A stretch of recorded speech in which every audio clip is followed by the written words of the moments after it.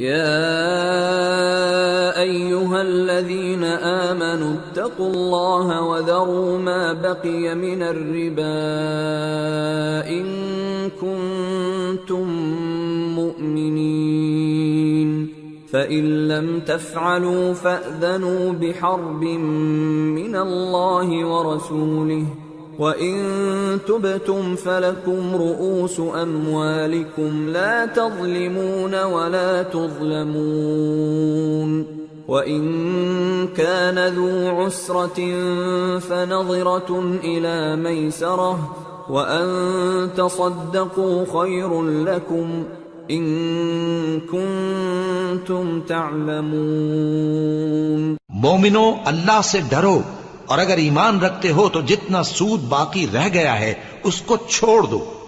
پھر اگر ایسا نہ کرو گے تو تم اللہ اور اس کے رسول کی طرف سے اعلان جنگ سن لو، اور اگر توبہ کر لو گے اور سود چھوڑ دو گے تو تم کو اپنی اصل رقم لینے کا حق ہے، جس میں نہ اوروں کا نقصان اور نہ تمہارا نقصان۔